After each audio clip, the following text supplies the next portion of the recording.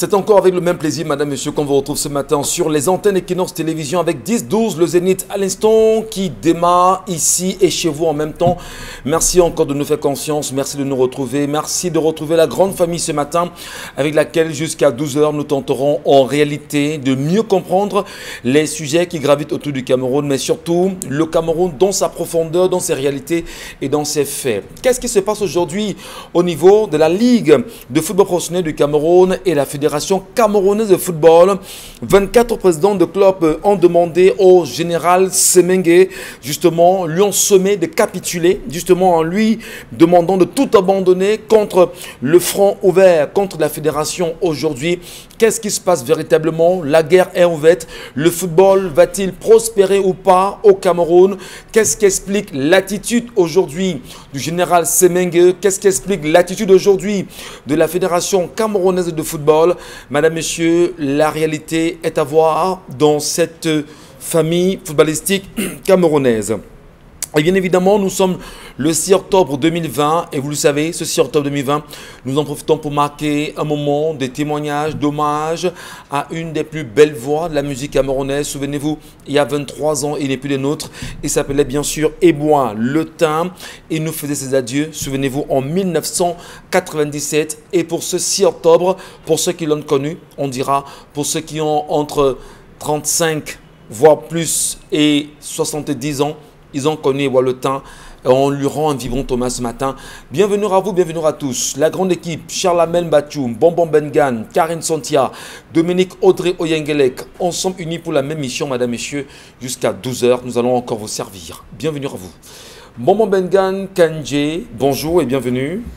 Bonjour, monsieur Ngachou Numba. Bonjour à vous, chers téléspectateurs. Pourquoi la Fédération camerounaise de football veut-elle humilier le général Semengue, Hector? Le général a gagné sur le plan du droit, respectez le droit. Sinon, vous allez être en porte-à-faux avec les institutions de la République. D'abord, il ne fallait pas boycotter la rencontre avec le ministre. Mais comme à la tour de Tinga, vous pensez que vous êtes dans une république, ça aussi, le général ne capitulera pas. Octobre 2016, octobre 2020, que se passe-t-il à Ezeka avec le train? Non, j'allais poser la question autrement. L'État du Cameroun et Bolloré Africa Logistique veulent quoi du chemin de fer au Cameroun? Parce que moi, j'ai pris l'habitude de cibler, il faut cibler les gens. J'ai dit bien, l'État du Cameroun et Bolloré Africa Logistique doivent nous dire pourquoi ils ont pris l'engagement de décimer le chemin de fer au Cameroun. Depuis hier, le train ne marche plus. Et pourtant, on nous annonçait à grand renfort de publicité que le train Intercity va reprendre. Et pourtant, on n'a rien fait. On n'a rien fait pour revaloriser le chemin de fer au Cameroun. C'est d'ailleurs, même au niveau de l'écartement, c'est les épaules de Louis XIV. Je parle même des Allemands, puisque c'est eux qui ont emporté le voie ferrée. Aujourd'hui, la voie ferrée du Cameroun ne respecte plus des normes. Même les trains, comme vous dit, nouveaux, sont des trains qu'on a badigeonnés et on remet ici. Puisqu'en fait, le Cameroun et son partenaire ne peuvent pas acheter des vrais trains, c'est-à-dire des nouveaux, parce que l'écartement des rails ne répond pas aux normes internationales. Voilà comment on va tuer le Cameroun. Camerco est fini, nous n'avons pas de voie aérienne. Le chemin de fer n'existe plus. La route, c'est des pistes cacaoyères. Et que dire bien sûr du tramway promis aux Camerounais il y a quelques années déjà? Et si jamais il devait avoir tramway, sur quel axe ou encore sur quel chemin ou voie ferrée devait-on véritablement rendre ceci possible? Le Cameroun nous appartient, madame, messieurs. Reconnaissons et apprécions bien sûr la gouvernance faite depuis 38 ans par Paul Biya et son régime. Charles Bachoum, bonjour. Bonjour, monsieur Michel Ngachou. Bonjour aux téléspectateurs. Je suis dépassé. Par quoi, ce matin? Le Cameroun me dépasse, monsieur Michel Ngachou. Qu'est-ce qui se passe? Je peux vous le dire. Les résultats de l'ENAM démontrent que nous n'avons plus de place au Cameroun et tend à confirmer cette note qui avait circulé sur la toile attribuant la pérennisation de père en fils au RDPC et les mécanismes malgré le fait que le RDPC s'était levé contre en disant que ce n'était pas eux. Les derniers résultats, l'ENAM... Vous parlez du pacte de conservation du pouvoir. Pacte de conservation du pouvoir. Avoir les résultats de l'ENAM. Vous comprenez? Vous comprenez définitivement qu'il y a 2 Cameroun désormais. Je suis vraiment désolé, mais je suis très abattu ce matin. La réalité, en même temps, est celle que nous connaissons aujourd'hui, madame, messieurs. Qu'est-ce qui se passe véritablement à l'ENAM aujourd'hui avec les résultats qui ont été rendus publics il y a quelques jours seulement? Et aujourd'hui, ça fait parler plus d'un. Et Charles Hamel a très bien dit, en interrogeant ce document qui a fuité et qui a fait le tour de la toile aujourd'hui, parlant bien sûr du pacte de conservation du pouvoir, où on a vu le logo du Rassemblement démocratique du peuple camerounais. Ne sommes-nous pas en même de croire qu'il y a des réalités ressorties, exprimées dans ce document qui a été de son temps refuté par le ministre de l'Enseignement supérieur en lieu et place du secrétaire permanent à la communication du Rassemblement démocratique du peuple camerounais, qui disait que ce document n'avait rien à voir avec le RDPC. Les résultats sont là, c'est toute une famille. Toute une famille. Après les cavaliers Djibril, après tous ces différentes grandes grosses pentes dont on a décrié le fait pour d'avoir mis la génération, les beaux-frères, les gendres, les fils et tout et consorts. Voilà l'autre, monsieur Michel Gatchou. Et les accusations vont au bon endroit justement de l'actuel dirigeant de cette école normale d'administration et de la magistrature. Qu'est-ce qui se passe véritablement là-bas? D'autres disent qu'il y a mis toute sa famille là-bas. Si oui, sinon... Quelle vérification peut-on en faire véritablement? On décrète l'ENAM comme étant une entreprise ou une école d'élite d'une région. Qu'on le leur donne, M. Michel Gatchou. Qu'on arrête de nous enfumer. On nous a parlé de la NAS là. Qu'on arrête, qu'on leur donne. C'est pénible pour les Camerounais. Combien de Camerounais se battent au jour le jour pour être meilleurs dans leur discipline? Et on vient ressortir ce type de résultats, M. Michel Gatchou. On en parlera dans ce programme. Charles Hamel Batchou avec vous et bien sûr avec nos téléspectateurs. Karine Santia, bonjour. Bonjour Michel, bonjour aux téléspectateurs, un bonjour spécial au ministre de l'Élevage, des Pêches et de l'Industrie animale qui a fait venir 165 vaches laitières de la France pour le Cameroun afin d'augmenter la production locale en lait. Parce que, dit-on, ces vaches-là peuvent nous produire 40 litres de lait. Donc, c'est important pour les Camerounais. Et on se rappelle quand même qu'en 2013, on a importé 73 porcs pour faire des coupes, des accouplements, des croisements oui. Au Cameroun, dans le but encore d'augmenter la production. La chose qui nous inquiète encore, c'est que à chaque fois qu'il y a ces importations d'animaux, c'est la Banque mondiale qui finance. Et ces animaux-là viennent de la France. On veut bien comprendre ce qui se cache derrière. Maintenant, les Camerounais sur Internet ont bien des arguments. Et on va comprendre cela dans le cadre de la revue des réseaux sociaux. On s'en souvient également qu'il y a quelques mois encore en France, il y a eu un scandale avec la vache bovine, mais surtout les complications sanitaires autour de ces animaux et des attitudes qui ont été, je vais dire peut-être, un traitement qui a été administré à ces vaches justement du côté de la France. Est-ce que l'ANOR aujourd'hui a pris sur elle en tant qu'agence qui s'occupe de la norme et de la qualité de se rassurer que les vaches parties de la France pour le Cameroun sont de bonne qualité, sont consommables encore? Qu'est-ce qui justifie justement l'arrivée de ces vaches en terre camerounaise aujourd'hui? On en parlera, madame, monsieur, avec vous dans un moment sur les antennes Equinox Télévision. Dominique Audrey Oyengelek, bonjour à vous et bienvenue. Bonjour Michel Gatchou, bonjour aux téléspectateurs. Dans quelques jours, on sera à une date anniversaire qui a marqué la date de l'élection pour le 7e mandat de M. Paul Biya, qui avait été élu à cette époque à 71,28% contre 14% de M. Kamto. Mon exercice de ce matin donc est de faire une sorte d'état des lieux et vraiment je souhaiterais que nos téléspectateurs le fassent également. À mi-parcours de ce 7e mandat, quel est le bilan qu'on peut faire de ce 7e mandat? Nous sommes à 2 ans déjà, je crois, si je ne me trompe. Quelles sont les réalisations, quels sont les flops de cet autre mandat? Ce qui fait bien sûr l'objet d'un très bon sujet sur lequel on pourra s'étaler dans les jours à venir, madame, messieurs. À 2 ans du parcours de ce septennat de Paul Biya, oui. Qu'est-ce qu'on a vu? Quelle est l'appréciation à faire par les Camerounais Les Camerounais peuvent-ils dire justement que les 71% de ceux qui auraient voté sont satisfaits par le travail qui se fait par le RDPC aujourd'hui au pouvoir ou pas? Madame, Monsieur, on en parlera bien sûr avec vous. Mais surtout saluer Lucas Messi qui aujourd'hui, beaucoup pensent qu'il a cassé des boutiques à Yaoundé, à 6. Et la guerre qui existe aujourd'hui entre Yoki Onana et le délégué du gouvernement, non, le maire de la ville de Yaoundé. Comment comprendre la brouille existante entre les deux autorités? Finalement, qu'est-ce qui se passe? Va-t-on valider ou pas les actions de Yoki Onana ou pas? Yoki est-il la bienvenue ou pas?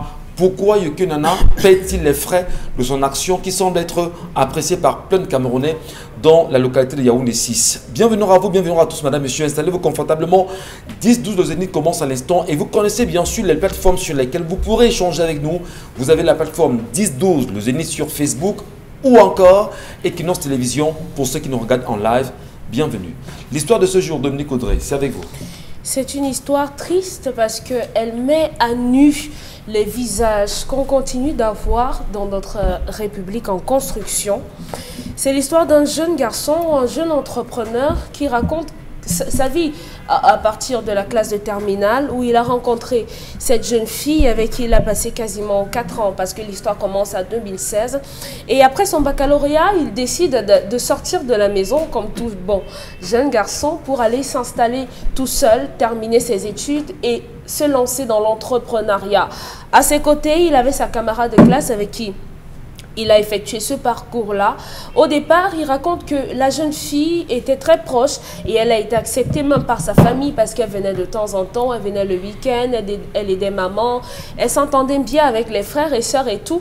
Mais toujours dans son dos, sa mère lui disait « Mon fils, je suis désolée, mais la fille là, même comme elle vient laver les assiettes et tout ce que je vois là, tu ne pourras pas l'épouser parce que c'est une fille étonne et que chez eux, la dot coûte extrêmement cher. » Le garçon mentionne que lui, il est de Bafoussam et que là-bas, dans sa famille, il n'y a pas eu de problème. Il s'est dit, bon, nous sommes encore au lycée, on est à l'université, ça va passer à mes parents, on va passer à autre chose.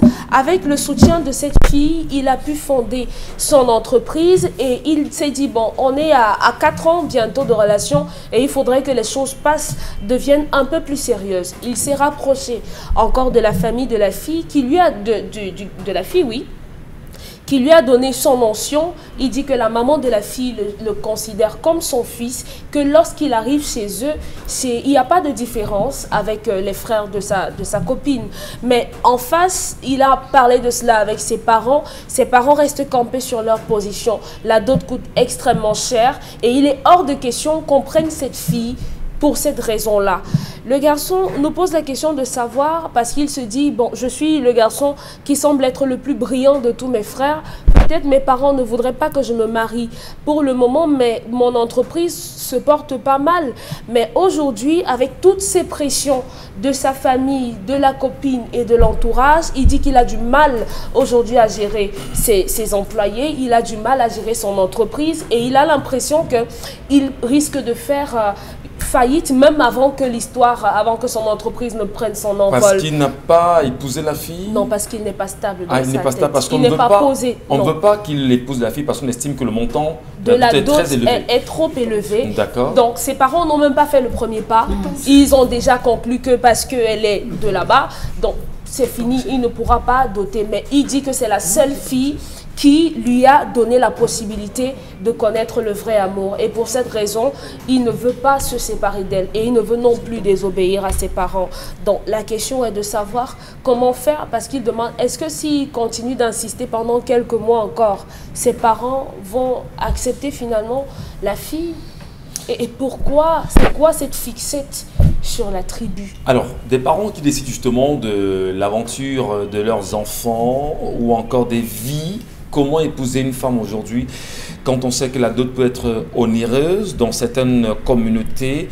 Et ça me renvoie rapidement, Karine Santia, à une expression que j'ai eue sur les réseaux sociaux il y a 2 jours, je pense bien 48 ans en moyenne, où un Camerounais disait, mais Dieu a donné Dieu a donné Ève à Adam gratuitement. Quel est l'idiot qui avait pensé à la dot?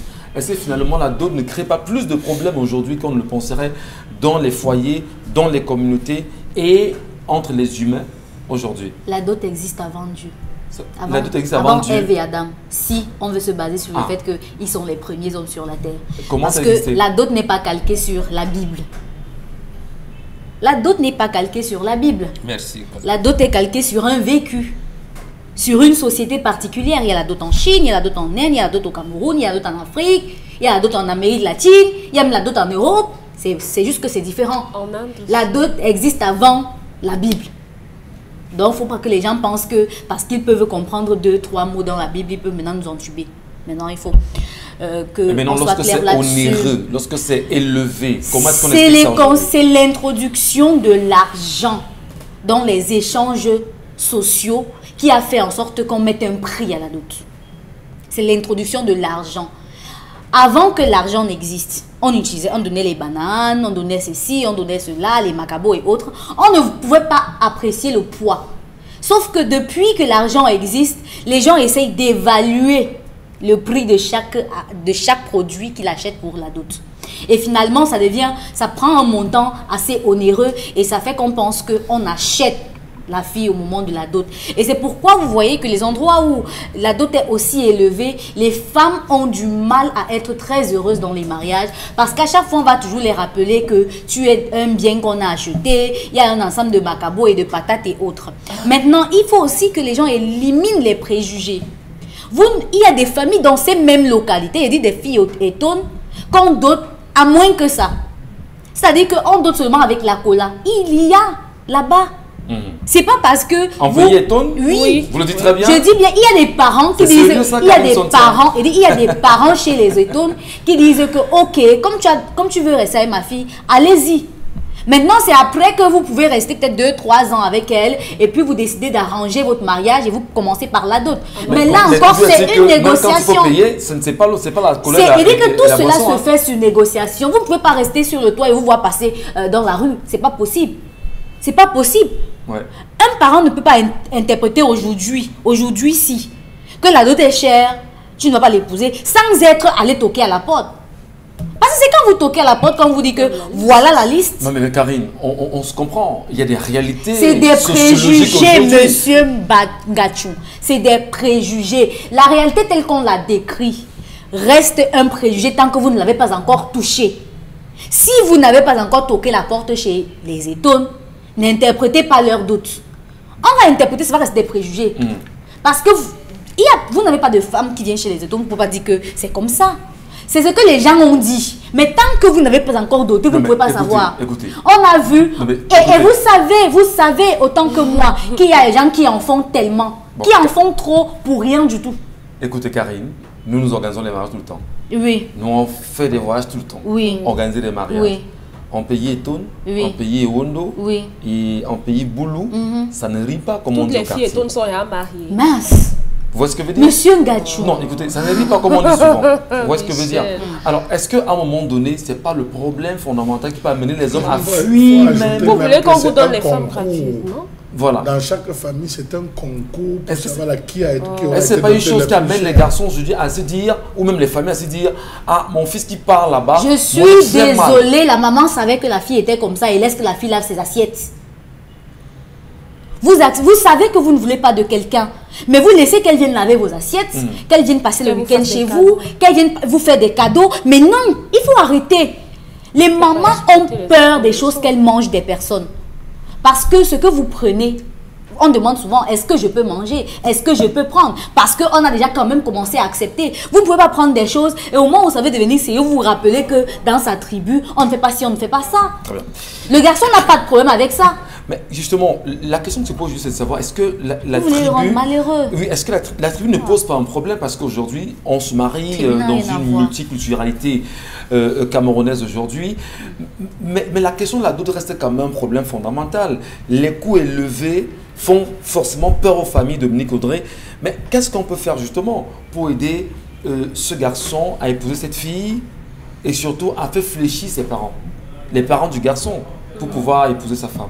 J'espère qu'ils sont en train de nous écouter et vraiment, il faudrait, pas seulement les parents de ce garçon aujourd'hui, beaucoup de parents sont restés dans ces mentalités-là qui vont à leurs enfants Un fonds de commerce, en réalité, c'est une mauvaise chose pour les parents qui le font encore.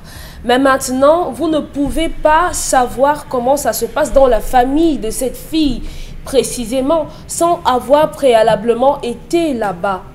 Pourquoi avoir des idées préconçues en ce qui concerne les gens? Il y a des familles où vous allez, simplement de par le comportement du garçon, on est à même de lui dire, on ne te prend rien, symboliquement parce qu'il y a des oncles et des tantes qui vont venir, donne-leur un sac de riz et 1 kilo de viande et tu pars. Parce que ce garçon a déjà fait énormément de choses dans votre famille. On devrait le faire où? C'est ce qu'il faut. Je ne comprends pas. Écoutez, vous êtes conscient justement des réalités aujourd'hui, non, Dominique Ondré? Michel Gachou. Oui. Michel Gachou. J'ai justement un problème avec ça, avec les réalités que vous dites aujourd'hui. Parce que malheureusement, on vit par rapport aux gens. Les gens vivent par procuration. On ne veut pas faire les choses pour se sentir bien. On veut faire les choses par suivisme moutonnier. Parce que ma soeur, telle qui est dans tel village, là-bas, a fait telle chose et il faudrait que mon fils également le fasse. Est-ce que vous décidez justement la dot? Vous, le garçon, vous ne décidez pas la dot. Mais vous... Ce sont vos oncles et autres qui vont vraiment frapper à la porte et on leur remet la liste. Oui. En réalité. Voilà, mais ils discutent, non? D'accord, on discute. Oui. Mais quand vous voyez ce qui se passe aujourd'hui, vous regardez les réseaux sociaux, regardez les documents qui circulent sur la toile, ou quand on évalue les montants, les coûts des dots, on peut avoisiner 3-4 millions de francs CFA. Mais si un homme a réussi à acheter tout ça pour une femme, ça veut dire qu'il n'a pas de problème. Moi, j'aime pas les gens qui comptent la main dans les poches des gens. Hein. Si quelqu'un estime qu'il peut mettre 10 millions pour une femme et qu'il aime cette femme et qu'elle mérite les 10 millions, qu'il lui donne les 10 millions. Ce n'est pas un problème. Mais maintenant, il ne faut pas faire comme si les gens n'ont pas de culture. Si chez les Étones, on demande beaucoup de porc et on demande du plantain et que vous voulez une fille de là-bas, préparez-vous en conséquence. L'argument de « ça coûte trop cher », c'est trop vaseux. C'est vaseux. Aujourd'hui, votre fils a monté une entreprise avec le soutien et l'apport, même si c'est psychologique, de cette fille et il se sent bien avec elle. Maintenant, comme je disais précédemment, de par le comportement du garçon par rapport à la famille de la fille, il peut arriver qu'on vous donne la fille simplement. Si vous arrivez dans une famille où vous montrez, Monsieur Mbachou nous a fait peint le tableau ici une fois avec les chaussures, c'est quoi là qu'il avait dit, croco, quelque chose, et vous venez jouer les beaux gosses et tout, on va vous prendre de la sorte. Donc à ses parents, très chers, essayez de voir dans quelle mesure vous allez parler avec vos parents, parce que si vous n'avez pas leur onction, leur accompagnement, leur bénédiction, la relation va aller, ça n'aura pas d'avenir pour ceux qui pensent qu'il faut avoir l'onction, la permission de leurs parents impérativement. Et à côté de ça, ne perdez pas de temps à cette jeune fille. Oui, mais si vous savez... Oui, justement. Vous demandez justement aux parents de faire quelque chose? Non, d'arrêter ça. Et qu'est-ce que vous dites justement aux parents de la fille qui... ne sont jamais venus chez eux. On n'est jamais venus. Les garçons ne savent rien. Ils ne connaissent même pas. Donc vous dites qu'ils sont dans les préjugés. Oui. Ils ont peur quand même parce que on regarde ce qui se passe habituellement. Michel, ils étaient encore au lycée lorsque la mère du garçon lui dit, même si la fille a fait quoi, c'est une étonne et les étonnes, ça coûte cher chez eux. Donc tu ne vas pas l'épouser. Donc ils ne sont jamais allés voir les parents de cette fille. Ils sont rendus à 4 ans et le garçon aimerait concrétiser la chose. Maintenant, au lieu d'accompagner d'abord leur fils, prendre ne serait-ce que le toquet porte et qu'on leur donne la liste de la dot et qu'ils discutent, ils ont dit non, vraiment on ne pourra pas. Alors Charles Mbachou, est-ce qu'on peut comprendre aujourd'hui que la dot est un motif qui amène nos frères, nos sœurs, des générations à ne pas convoler en juste noces véritablement aujourd'hui? Oui. Dominique a déjà répondu pour moi. Il faut laisser les gens s'aimer. Non, taisez-vous Dominique. Laissez la parole à Charles Mbachou. Monsieur Michel Gachou, vraiment, quand on aborde la question de la dot sur le plan financier, ça mérite un peu et ça m'énerve parce que c'est purement occidental. Vous pouvez vous lever, je vais vous raconter l'histoire d'un ami dont sa passion c'est doter les femmes. C'est parce qu'il a beaucoup d'argent. Il peut doter. Le jour que ça ne va pas, il dit dégage, c'est mon argent que j'ai là, il dégage. Il prend une autre femme, il dote. C'est comme ça qu'il vit, monsieur Gachou. Partant du postulat présenté tout à l'heure, ça n'a pas de sens. La famille se soucie de 3 points. Et je pense que là, énuméré le premier point. Est-ce que mon fils qui va épouser cette fille sera heureux? C'est la première chose. La mère observe. La mère voit des choses que vous ne voyez pas, M. Michel Gachou. La mère voit le comportement de la fille. Il y a des filles qui, avant la dot, venaient laver même les habits, entraient, repasser les habits du beau-père. Mais le jour où on a mis la barre, il dit que tu vas encore me voir. Parce que les parents n'avaient pas pris la peine de suffisamment observer. Les parents observent, c'est le premier point. Est-ce que mon fils sera heureux? Deuxième point, est-ce qu'il y aura pérennisation de l'espèce avec conservation de nos valeurs? Ne l'oubliez pas, M. Michel Gachou, un garçon qui va se Et la question de la valeur est essentielle. Est très essentielle. On ne joue pas avec cette question. Le garçon est celui qui tient la famille. Mais l'occidentalisation que nous avons aujourd'hui fait en sorte que beaucoup de garçons qui vont se marier finissent par être engloutis par la famille de leur femme à telle enseigne qu'ils oublient leur famille. C'est la preuve d'aujourd'hui. Et c'est pour ça que Bambok et moi nous parlons de l'école du mariage et du principe. Aller prendre une femme ailleurs, c'est un trophée, M. Michel Gachou, que vous gagnez. Ailleurs, dans une autre c'est un trophée que vous ramenez chez vous. Que les gens le sachent. Alors vous devez garder, discuter et apprendre à connaître cet autre. La famille dont parle de ce principe que nous connaissons notre fils. Est-ce que notre fils va nous regarder? Vous allez vous rendre compte, M. Michel Gachou, que dans le principe de vie et dans cette entreprise, le gars est happé par la fille qui contrôle tout, surveille tout, gouverne tout, dirige tout, sans donner l'espace aux hommes. Vous allez penser que ça n'a pas de valeur. Le problème que l'histoire pose, c'est un premier doute. Hein. Ah, non, mais je le dis, monsieur Michel Gachou. Si tu y vas là, il y a des observations. Oui, on vous écoute sur la Il y a des observations. Il y a des non-dits. Vous discutez, nous discutons ici sur du superficiel. Non, je ne suis pas dans le superficiel. Si c'est pour la dot, la mère a dit non. Vous continuez à parler pourquoi? La mère a dit non. Il discute encore pourquoi? Qu'il se rebelle. Non. Partant de votre postulat, la mère dit non. Qu'il se rebelle. Qu'il se rebelle, donc il part l'épouser. Mais seul. Mais comme il a besoin de l'appui des parents, il n'engage pas les négociations avec sa mère pour comprendre le fondement. Dominique l'a dit tout à l'heure qu'on est parti fouiller au village. Non, non, ça c'est l'histoire de demain. C'est l'histoire de demain. J'ai entendu. Non, on a préparation de l'émission. D'accord. Monsieur Michel Gachou. Donc vous vous rendez compte qu'ici, le garçon, il doit aller discuter avec la mère. Ce n'est pas un problème d'argent.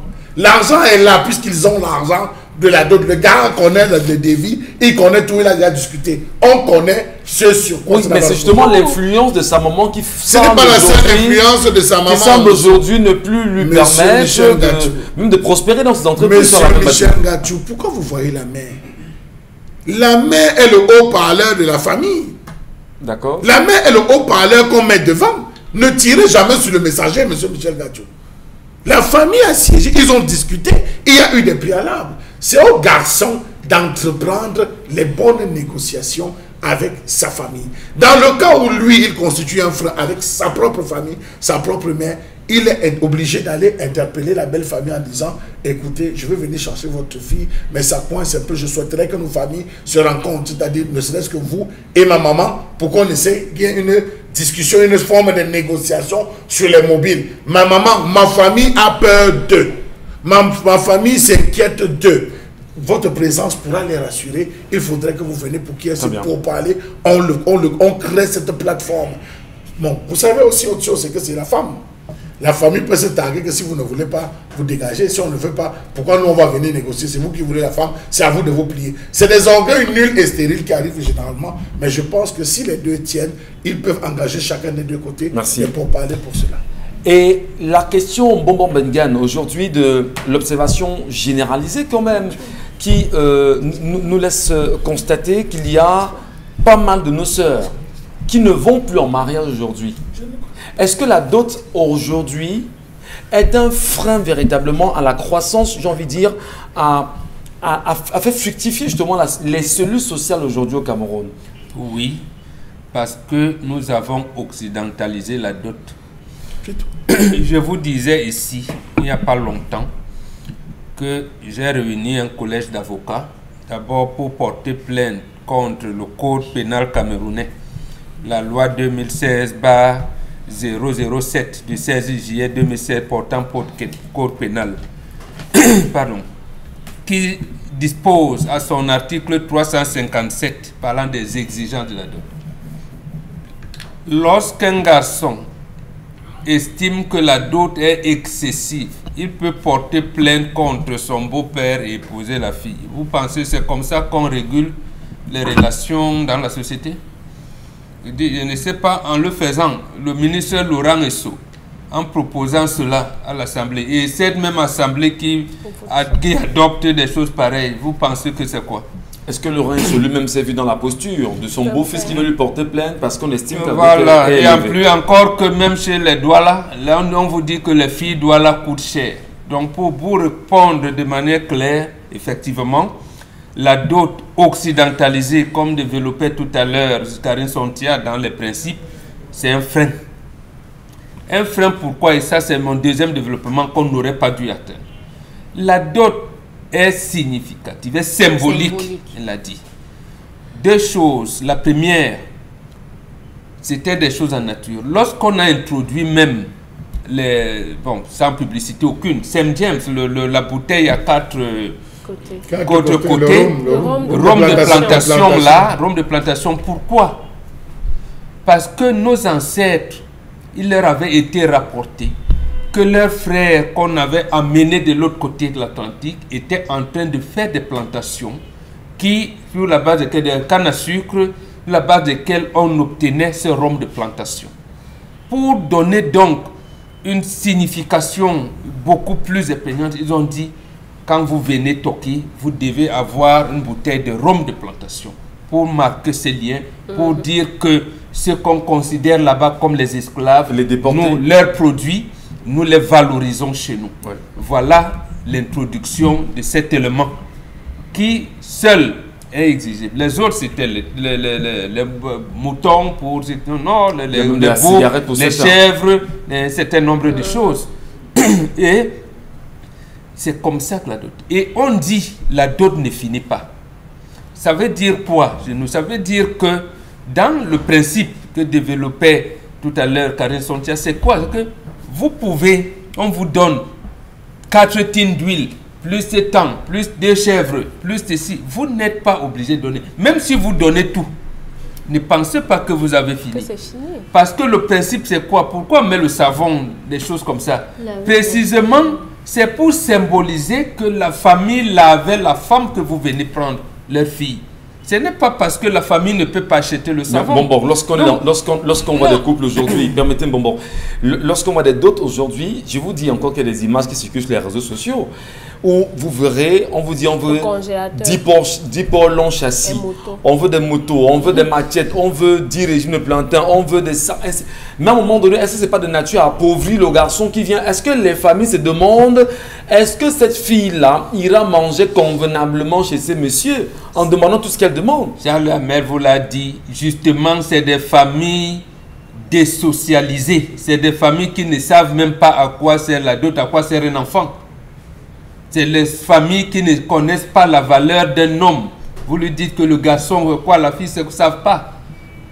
Ils ne savent pas. Et je vous ai dit, ça a commencé en 1494. L'Occident vous a tué. Mais vous qui êtes guérisseur, enfin pas guérisseur, mais vous qui êtes chef traditionnel, vous qui êtes Mbombo d'ailleurs, vous êtes conscient qu'il y a pas mal de vos enfants qui viennent vous dire, papa, j'étais bloqué au village, j'étais bloqué parce qu'en fait, mes oncles estiment qu'ils n'ont pas mangé ma dot et du coup ne me donnent pas la possibilité d'accoucher.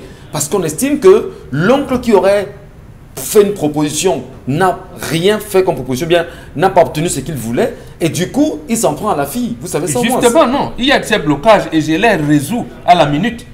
Justement, j'ai eu ces cas-là où mes enfants viennent me dire que non, pas vraiment ici. Je vais à la famille, à la belle famille, leur dire que voilà la situation et tout et tout. Et le problème est résolu. La dot, c'est le parlementarisme. J'ai accompagné un de mes fils aussi qui est sorti de l'ENAM. Il a fait administrateur civil de son état. Il va doter une fille, justement chez les Étones. On lui donne la machette et la lime. On lui demande de limer. Il estime qu'on l'a josifié vraiment. Pourquoi? Je lui ai donné 2 gifles en public. En public, je l'ai giflé. Je lui ai dit, va limer cette machette. Et moi, je n'étais pas là-bas. Il est venu me rendre, puis il me dit, j'ai dit, rentre là-bas. Il faut d'abord, en allant, tu achètes une machette. Tu achètes 2 machettes et 2 limes. Tu vas là-bas, tu vas limer toi-même la machette. Justement, quand il a donc commencé à limer, on a su que bon, mais il a grandi au village, il n'y a même plus eu de dot. C'est pour dire, à se répondre également à cette famille. Justement, on lui a donné la fille. Ça veut dire que ça a été tellement symbolique, comme disait Karine, tellement qu'on disait, limer la machette, on voulait savoir si notre fille va mourir de faim. Les familles doivent ils sont fonctionnaires à Yaoundé. Les familles doivent toujours avoir peur d'envoyer leur fils ou d'encourager leur fils à aller épouser des filles des différentes communautés où les d'autres peuvent sembler être onéreuses aujourd'hui. J'ai dit, les familles doivent savoir que le processus du mariage, c'est le parlementarisme. Très bien. Puisqu'on vous dit même apporter 2 tonnes d'huile et 2 chèvres. Vous pouvez les acheter. Là, on dit c'est tout ce qu'on veut. Mais sachez que vous n'avez pas fini votre dot. Ça dépendra de mon bénéfice. Merci. Merci à vous, madame, messieurs. Merci de nous retrouver. Merci justement de contribuer à ce programme en nous laissant bien évidemment vos messages sur la plateforme 10-12 Le Zénith ou encore Equinox Télévision. Et vous le savez, dans un instant, madame, messieurs, nous parlerons d'autres choses encore ce matin. C'est 10-12 Le Zénith, la colère de Charles Hamel. C'est tout de suite.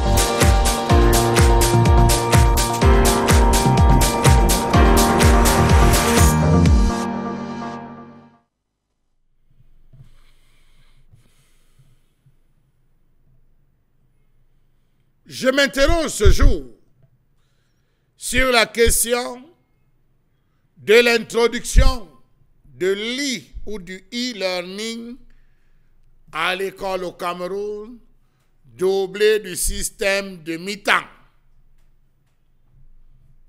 L'arrêté du ministre des Enseignements secondaires, Nalova Lyonga, dévoilant les mesures gouvernementales applicables aux établissements scolaires d'enseignement général et technique pour le compte de cette année est connu depuis le 23 septembre dernier. Cet arrêté stipule que le nombre d'élèves par salle de classe est de 50 en raison du contexte sanitaire actuel. Les cours se feront également à mi-temps et se poursuivront à la maison dès 18 h sur les plateformes numériques. Comment parler de l'introduction du e-learning dans le système éducatif camerounais lorsqu'on n'a pas réussi la maîtrise de la digitalisation? La pandémie a révélé au grand jour le fossé numérique du Cameroun. Comment comprendre qu'on parle des cours en ligne alors qu'aucun cadre de formation n'a été mis en place pour la formation des professionnels de l'éducation afin qu'ils réussissent à s'adapter à ce nouveau cadre d'apprentissage? Comment comprendre qu'on mette la charrue avant les bœufs dans ce pays avec la prise des mesures bancales? Pour cette année, on parle de l'introduction du système de la mi-temps et surtout de l'introduction des cours en ligne dès 18 h pour compléter le programme à la maison. Autre fait inédit, on apprend que dans les zones comme Konsamba, dans les zones comme Djombe, dans les zones comme Buruku, l'école ne se fera pas à mi-temps, mais plutôt dans le système plein temps. Il n'y aura que le littoral Douala qui devra respecter le principe et il en sera de même dans certaines régions. Comment harmoniser ce mi-temps pour les uns et ce plein temps pour les autres? Point d'interrogation. Pour cette rentrée, il faut le dire, même les enseignants qui ont démarré depuis hier les cours de remise à niveau sont perdus. Ils ne comprennent rien dans le système Lyonga, disent-ils.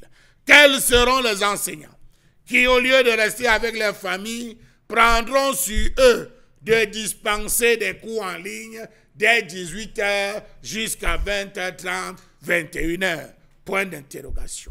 Quelles sont les matières qu'on va désormais retenir pour ces heures? Histoire, géographie ou encore EEC? Point d'interrogation. Pourquoi n'a-t-on pas procédé à l'amendement des textes régissant les heures de travail au sein de la fonction publique? Seront-ils payés, ces enseignants, en heures normales ou alors en heures supplémentaires, ceux qui feront 18h, 21h30.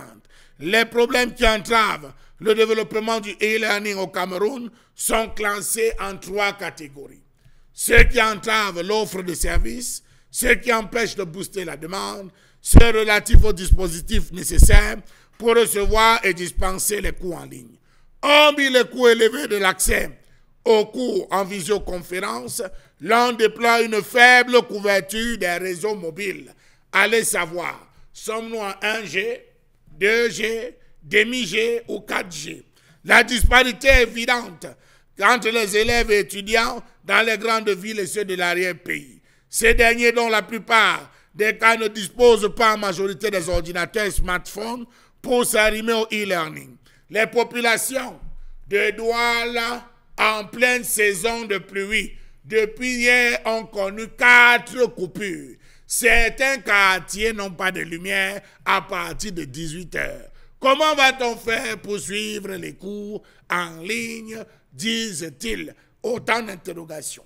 Vraiment, comment une telle mesure peut-elle implémenter lorsqu'on sait que la couverture Internet se fait à dose homéopathique dans ce pays? Savez-vous que le téléphone Android, dès cette rentrée scolaire, apparaîtra comme une fourniture scolaire indispensable, au même titre que les cahiers et les livres, dépenses supplémentaires pour les enfants? Je ne parle pas des mégas. Savez-vous que selon une récente enquête menée par le ministère de l'Éducation de base, seulement 20 à 25% des enseignants au Cameroun disposent d'un accès à Internet? La ville de Mbang, Toktoyo, Biwombane n'ont pas accès à Internet, sauf appeler et recevoir avec ce que nous on a baptisé les Choronko. Comment ces élèves feront-ils poursuivre normalement les cours à partir de 18 h? Quelles sont les plateformes sur lesquelles ces cours devront être dispensés? WhatsApp ou Facebook? Dans tous les cas, bravo à Madame le ministre Nalo Valionga.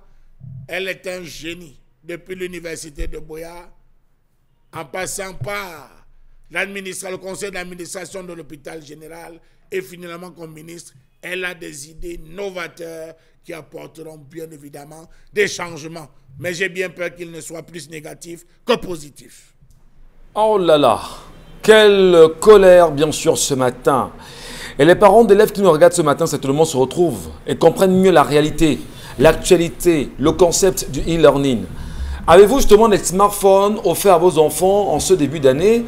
Vos enfants auront-ils des smartphones pendant toute l'année?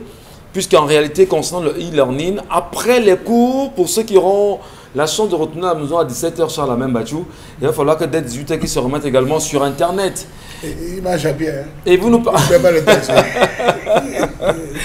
Et vous nous parlez bien sûr de la connexion Internet. Connexion Internet au Cameroun. Connaît-on la connexion Internet au Cameroun ou pas? Qu'est-ce qu'on va dire justement de ceux qui nous regardent ce matin et qui sont dans les régions de l'extrême nord du Cameroun, qui sont à Kapsiki, qui sont à Guidé? 1,5 en termes de couverture. 1,5% de couverture Internet dans très bien. Nord. Et on a des Camerounais là-bas qui doivent aller à l'école. Qu'est-ce qu'on dit justement de ces Camerounais qui sont sur la frontière Cameroun-Nigeria et qui doivent aller à l'école aujourd'hui? Cameroun-Tchad, ceux qui sont en Mokolo là-bas, sur la frontière justement avec le Logon. Et chérie, madame, messieurs, attention, la question est sensible et importante pour chaque Camerounais que nous sommes. Et Karine Sonti, on va l'apprécier quand même.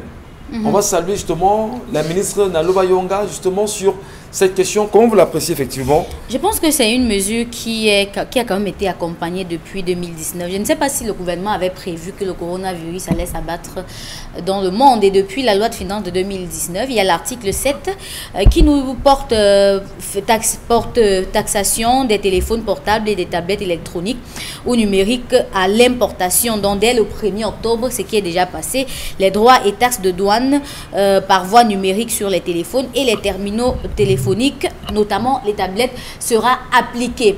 Ce qui fait que si un parent veut acheter les fournitures scolaires de son enfant, dans les fournitures scolaires, il devra prévoir un téléphone. Maintenant, si on veut parler de la digitalisation même du Cameroun, il faut préciser la qualité de téléphone. Un téléphone Android qui prend la 4G pour avoir la bonne connexion Internet. Un smartphone. Soit il achète un terminal numérique qui va mettre à la maison, un modem ou autre. Ce qui fait que il faudra que le parent lui-même sache manipuler un outil, un téléphone portable. Si jamais il ne veut pas acheter un téléphone portable à son enfant, il faudra que lui-même il puisse manipuler ce téléphone portable. Ça veut dire que le soir, quand il rentrera du travail à 18 h, son téléphone ne lui appartiendra plus. Cela appartiendra maintenant à son enfant qui fera des cours en ligne. Maintenant, pour faire des cours en ligne, quelle application on va utiliser? Parce qu'il y a des applications qui consomment beaucoup de données internet et il y en a qui ne consomment pas assez. Et pendant ces cours, est-ce que ce sera vidéo ou bien c'est par WhatsApp qu'on va envoyer les devoirs et les enfants vont faire à la maison? Ça, c'est encore une autre question. Est-ce que c'est par WhatsApp qu'on va envoyer les notes de cours et les enfants vont recopier pour mémoriser et attendre l'examen? On se pose encore d'autres questions. Est-ce que les cours seront en présentiel de manière à ce que les enfants puissent poser des questions, peut-être avec une application comme Zoom? Est-ce que ce sera comme ça? Ce qui fait que... Ne parlez pas de Zoom. Zoom coûte excessivement cher. C'est un exemple. Non, ne parlez pas de ça, non. Non, mais c'est une proposition. Non, monsieur Michel Gatounan.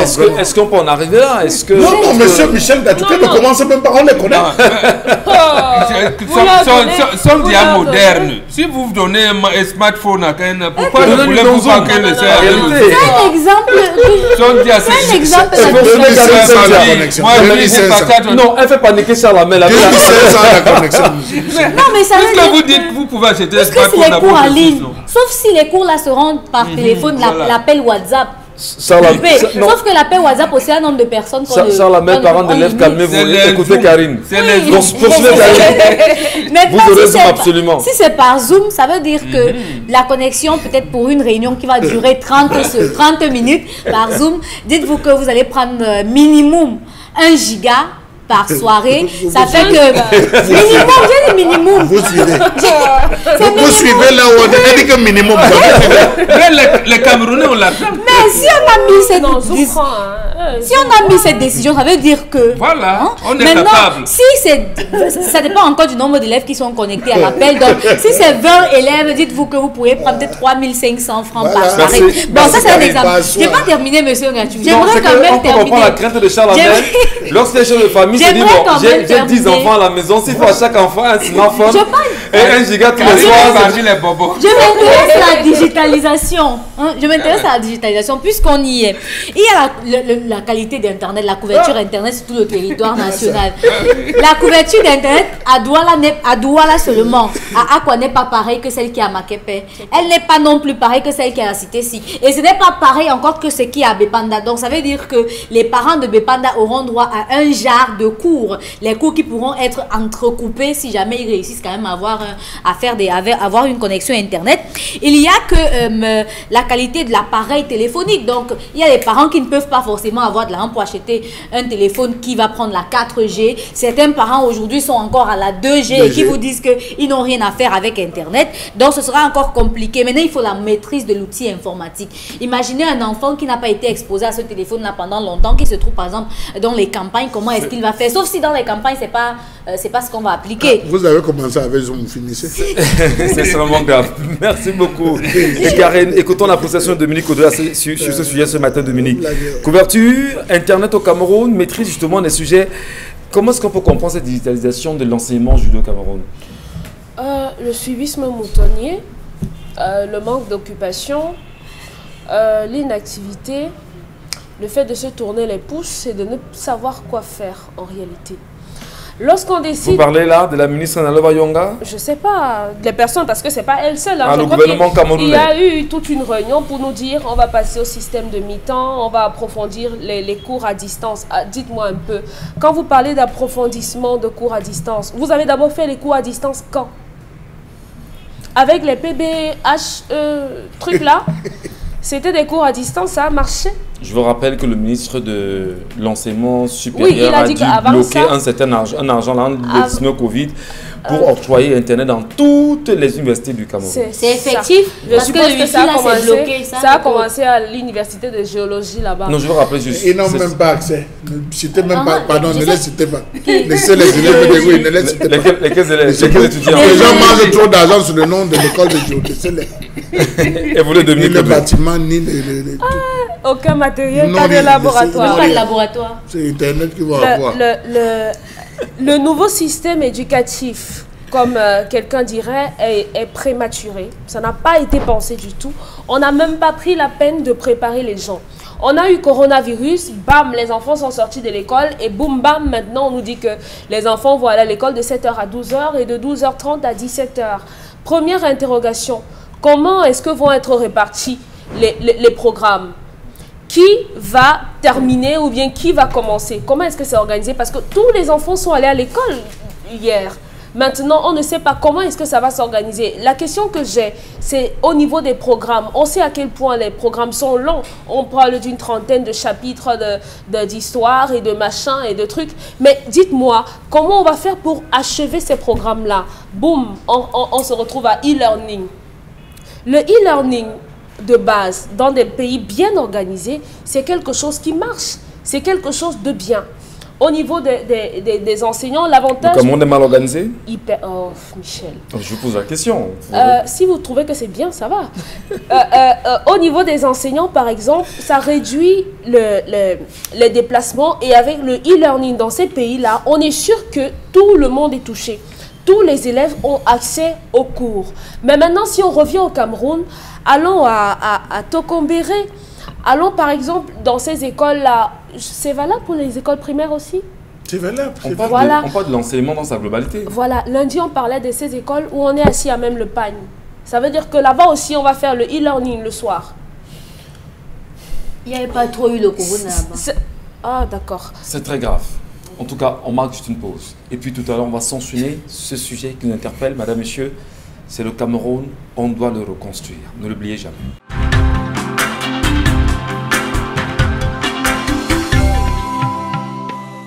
Bon retour à vous, madame, messieurs, bienvenue à l'instant sur les antennes Equinox Télévision pour la deuxième partie de 10-12 le Zénith. Et nous ouvrons justement cette deuxième partie en vous rappelant qu'en ce moment, 33,7 milliards de francs CFA, c'est le montant collecté au premier trimestre sur nos axes routiers au Cameroun concernant les péages. Eh bien, on va peut-être dire que c'est une action qui est visible aujourd'hui. Que fera-t-on véritablement de cet argent? Allez, revenons sur la question qui nous interpellait tout à l'heure concernant le e-learning au Cameroun. A-t-on compris le fonctionnement du e-learning? Nos enfants sont-ils le parfum de cette réalité? Les parents, pour ceux qui ont 10 enfants à la maison, je le disais d'ailleurs tout à l'heure, en charriant un tout petit peu Charles la même battue, en lui disant que, bah, écoutez, si vous avez 10 enfants, ça suppose que vous aurez un smartphone par enfant et Internet pour ces enfants chaque soir. Et un smartphone peut coûter tous les cahiers et les livres de l'enfant. Et un smartphone peut coûter seulement tous les cahiers et les livres de l'enfant. Voilà. Et Michel Gachou, il y a une autre problématique que soulève d'abord l'école à mi-temps. Le nombre, la disponibilité des enseignants. Rappelez-vous qu'en 2018, dans la région de l'extrême nord, il y avait une pénurie de près de 5000 enseignants là-bas. Aujourd'hui, ça va croissant ce chiffre. Où est-ce qu'on va prendre les effectifs pour relayer ceux du matin? Et la question des vacataires également, est-ce qu'il ne serait pas temps de commencer à les recruter? Et lorsqu'on va les recruter, ou bien si on ne recrute pas et qu'on estime que dans une école publique, par exemple, il va falloir que le même enseignant fasse le travail du matin jusqu'au soir, est-ce que son salaire va être revu à la hausse? Il y a énormément de questions. Parlant du e-learning, ça se fait sur différents procédés et c'est ça encore une autre incongruité de cette façon de fonctionner, parce que lorsqu'on décide de mettre sur pied une telle organisation, un tel procédé, il est important d'informer les parents. Le e-learning ou bien se fait de façon synchrone et asynchrone. Synchrone, ça veut dire qu'on va faire les cours par visioconférence, et asynchrone, ça veut dire que ça va se faire à travers un forum. Comment par visioconférence ou bien par des vidéos? J'ai mal pour les parents qui t'écoutent en ce moment parce que les thèmes sont tellement techniques que je ne sais pas si le père qui a Mais c'est donc ça le problème. Je ne sais pas si le papa qui a Moulundu ce matin qui est en train de regarder, c'est exactement de quoi tu parles. Synchrone et asynchrone. Synchrone et asynchrone.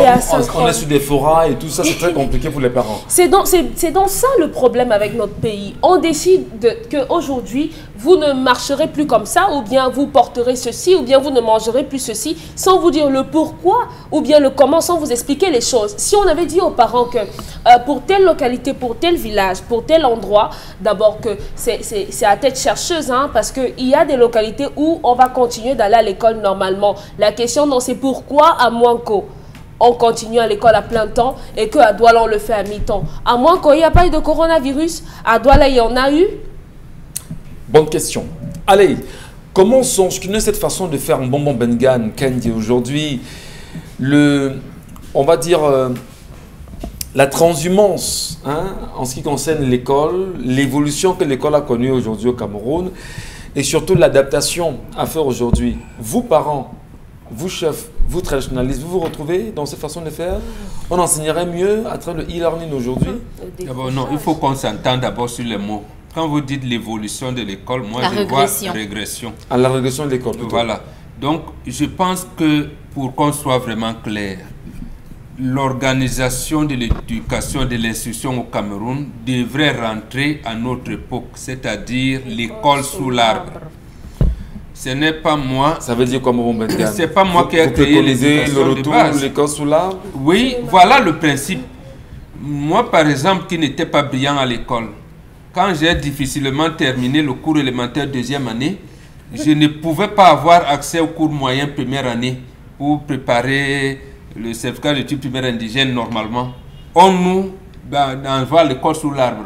C'est là-bas qu'on étudie. Mamadou et Bileta sont devenus grands avec notre livre de calcul J. Auréole. Bon, on pouvait faire autant d'années qu'on veut là-bas. On pouvait même se marier. Bon, ceux qui sont brillants passaient directement.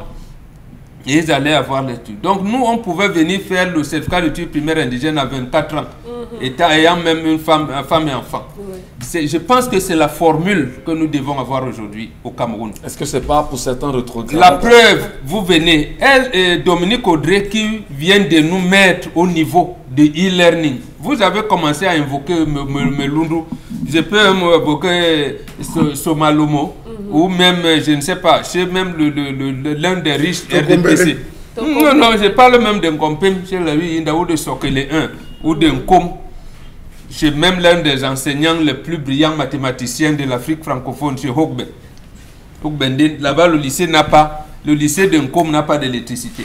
Voilà. Donc, oui, absolument, il faut dire des choses. Bon, quand Audrey veut donc nous amener dans ce que pourrait être le e-learning, et Karine aussi, parler de Zoom et tout. Donc, vous allez me dire que les élèves du lycée Jos vont parler de Zoom, de WhatsApp, et ceux du lycée d'Uncom ne savent même pas comment on manipule. Et les deux pourraient se retrouver à l'université de Yaoundé de Douala. Voilà. Non, il faut quand même qu'on soit sérieux. Quand les deux vont se retrouver la faculté, les deux ont eu baccalauréat C. Ils se retrouvent la faculté de sciences à l'université de Douala ou de Yaoundé 1, je ne sais pas où. Ils seront comment? Donc, je soupçonne Madame Nalova Yonga de vouloir mettre, du moins de pérenniser ce qu'elle a continué à faire à Buea. Elle a tapé sur les étudiants. Je pense que le chef de l'État et le Premier ministre lui ont donné des instructions de taper sur les enseignants. Et je suis convaincu qu'elle va taper sur les enseignants. Je suis convaincu. Oui, mais ceux qui ne vont pas. Et comment fera-t-elle pour taper sur les parents? Donc en fait, c'est pour nous dire que chacun doit acheter un téléphone de 400 000 à son enfant. A-t-elle assuré qu'il y a l'énergie électrique qui sera là? A-t-elle assuré que nous avons même l'argent pour ça? Parce que nous avons les enfants qui vont au lycée, c'est quels enfants? Il y en a dont les parents sont vigiles. Ils gagnent 25 000 francs. Au bout de après des arriérés, des mois d'arriérés. Les enfants des vendeuses de cacahuètes. Et les colbosses qu'on a et tout le monde. Alors que nous étions des indigènes, nos papas, ils vendaient quoi, les noisettes et tout pour nous envoyer à l'école là-haut. Et moi j'ai eu la chance d'avoir des aînés qui sont allés, même si moi je ne suis pas allé très loin. Donc au moins en vendant les noisettes, ou quoi, on espérait que l'enfant qui est brillant est allé au lycée, il progresse. Donc Nalova est en train de vous dire qu'en fait, l'école aujourd'hui appartient aux riches. Assassinat collectif? Oui. Et les lycées, on va commencer à extraire les enfants des pauvres progressivement en vous lisant, bon, toi tu es où de Bassamba, allez là-bas, ça vous viendra. Toi tu es de Sokele 1, va là-bas. Somalomo, bon, rentrez chez vous. Les enfants des gens de l'ENAM vont donc prendre nos lycées des grandes villes, parce que eux, on peut acheter ces téléphones-là et tout. Et si vous vous obstinez à rester en ville, Madame la ministre va prendre la chicotte, on va mobiliser Allez dans vos villages le GMI et tout pour vous taper parce qu'elle a fait ça à Beya et elle a été promue. Donc quand elle va donc nous tabasser, elle sera promue Premier ministre. Et là, ce sera la première fois qu'on est Premier ministre femme. Et peut-être même pour d'autres ascensions, je n'en sais rien. C'est ce que je soupçonne. Le danger, justement, est perceptible aujourd'hui, madame, monsieur. Qu'est-ce qu'on va faire de cette rentrée et de l'école, bien évidemment, au Cameroun? Et quand on sait en même temps que les enseignants sont très peu nombreux, d'ailleurs, vous l'avez très bien dit, et vous semblez justement nous faire savoir que la question des vacataires est au centre des préoccupations actuelles. Oui, et il y a aussi le problème même. Quel est le suivi?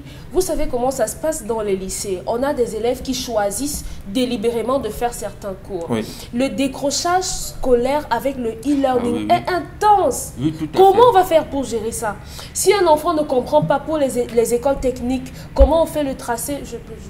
Je ne sais pas, peut-être pour un mécanicien, comment on fait un calcul de... Mais pourquoi tout ceci soit quand même raisonnable, Charles Lamène Bachou? Voilà, il va continuer. On se pose aussi la question, mais est-ce que le Cameroun déjà a l'électricité? La première des choses. C'est-à-dire que l'électricité qui permet au moins à ces élèves de pouvoir... Parce que depuis dimanche, il y a les délestages. Dès qu'on a dit que rentrée scolaire, ils ont recommencé le travail. Michel Ngachou, il y a des Powerbank. Il y a Powerbank. Oui, encore même que ces powerbanks, justement, il faut avoir l'électricité pour pouvoir les charger. Ce n'est pas leur problème. Je peux vous indiquer où se trouve le ministère des enseignements secondaires. Ne riez pas sur les ampérages sur moi. J'ai dit il y a les powerbanks. Juste pour vous aider. Il y a les powerbanks.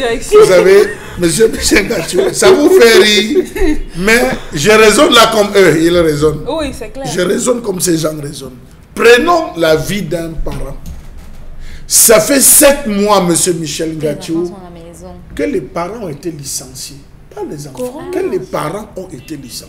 Mais est-ce que les parents continuent d'être licenciés au jour le jour? Permettez-moi, monsieur. Non, est-ce que la ministre nous regarde ce matin? Parce que je ne sais pas si c'est qui nous regarde. Je peux vous rassurer que le cordon entre la télé et la prise est dans les mains de quelqu'un. il a décroché le cordon de la télé. La télé a failli tomber. Non, oui, est-ce que la télé m'a failli tomber? Il faut que la ministre Nalova Yonga nous regarde. Dites-lui que c'est important qu'elle nous regarde. Vous voulez me distraire, monsieur Michel. Voilà des parents qui ont été perturbés par Corona. Voilà des familles qui ont été déstabilisées avec des morts incongrues, incompréhensibles, des familles qui cherchent à se retrouver à l'heure actuelle. Voilà des parents qui ont eu de la peine à nourrir leurs enfants, à qui on impose une rentrée scolaire, primo avec de nouveaux livres. Vous l'avez oublié ça, des nouveaux livres.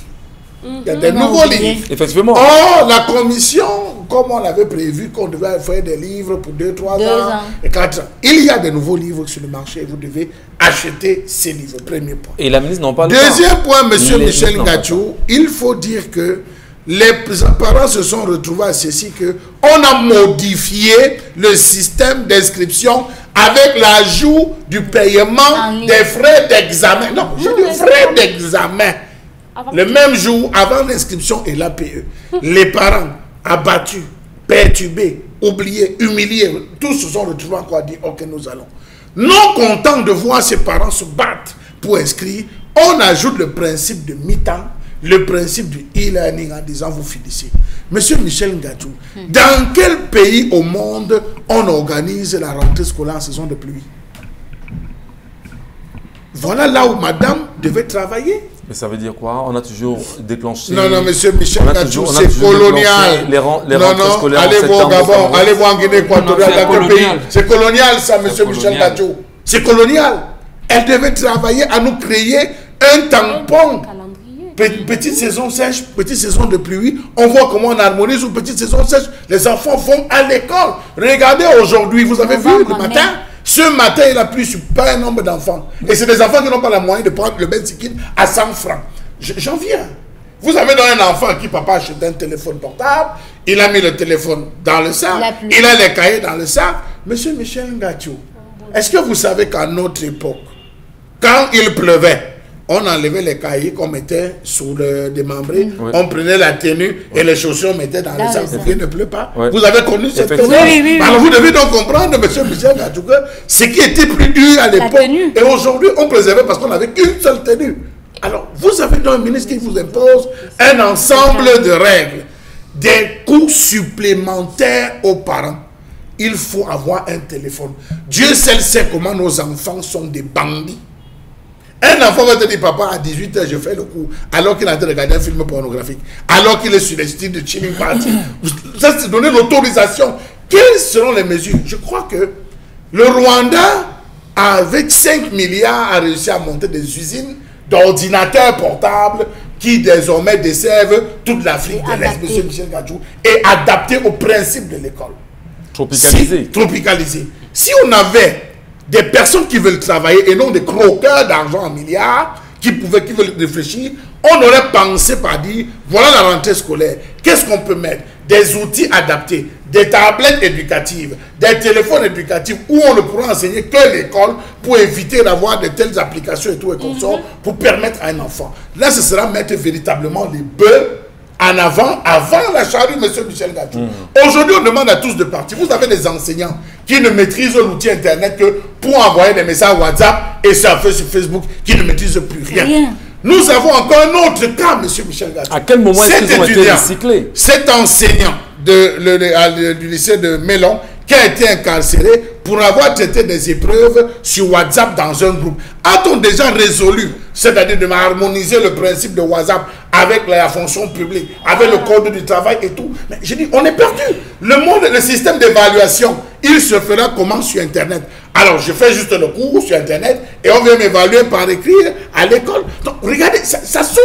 Il y a une grosse dichotomie qui sort de cette histoire. On va prendre le message à la main, Bachou, parce qu'en réalité, s'il faut s'arrêter sur ces sujets qui peuvent choquer les consciences aujourd'hui au Cameroun, d'ailleurs, ça choque déjà, ça peut mettre en colère en même temps. Monsieur Michel Gadjou, on vous demande 50 pour le lycée, on est d'accord. Mais les 50 qu'on demande par classe au lycée, ils habitent le même quartier que les enfants qui vont dans le lycée privé, sont 300 en salle. Le corona va les louper? Bonne question. Ils vont échapper comment? Attendons de voir. Karine, nous vous écoutons. La ministre nous parle d'un système de e-learning, d'un système en ligne. Pourtant, le nôtre est de mauvaise qualité de connexion. Voilà. J'aimerais savoir si c'est avec la scolarité versée dans les établissements par les parents que les datas seront subventionnées, ou cela reviendrait encore à la charge des parents. Et si les parents devront s'en occuper, à quoi servirait donc la scolarité et cahiers achetés pour chaque matière? Où va le Cameroun? Il faut comprendre une chose au Cameroun. Vous savez aussi le stockage. Le stockage dans le téléphone. On n'achète pas des téléphones de 1 giga. 260 à mon temps. Vous achetez un disque externe. Arrêtez de faire mal à Charles Amel. Non, mais attendez, il y a un parent qui est entré dans une papeterie. Hier, j'ai été témoin d'une scène, je vous raconte. Il y a un parent qui est entré dans une papeterie. Il voulait acheter les livres. On vendait aussi les livres, les cahiers dans cette papeterie. Il choisit les livres, il a 5 enfants, il choisit les livres et autres, c'est des anglophones. Quand il prend les livres, ça ne suffisait même pas, les livres là ne suffisaient même pas. La facture 250 000, le père là s'est assis à même le sol. Que seulement pour les livres, je n'ai même pas acheté un cahier. 250 000. Non, il précisait que, dans le système anglophone, le système anglophone ne fonctionne pas comme le système francophone, où vous pouvez acheter 2 livres, vous décidez de ne plus acheter les autres livres. Le système anglophone fonctionne avec tout, tous ces livres, jusqu'au livre d'exercice. Vous ne devez pas blaguer. D'accord, mais maintenant, c'est comme ça là-bas le système anglophone. Est-ce que vous savez que dans ce pays, nous on a fréquenté à 2000?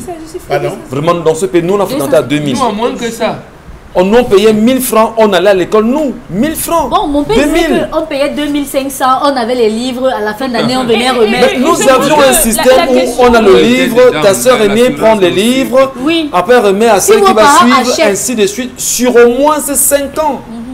Mais qu'est-ce qui se passe dans ce pays finalement? Et les restes de livres là sont allés où? On a jeté ça. Non, on n'a pas de pain. Il se passe que nous avons pris sur nous de copier bêtement ce qui se passe en France. Ça a été le cas avec Corona. On vous dit que Didier Raoult a commencé à faire les chloroquines. C'est là où Madame Tientessor dit qu'elle a réparé la machine à chloroquine. On va commencer. Maintenant, on vous dit que la France a donné à ses élèves les tablettes et tout. Au Cameroun, on parle de tablettes. Donc, quand on vous dit que la France là nous tue, Il faut enlever ceux qui gèrent, perpétuent le comptoir colonial chez nous.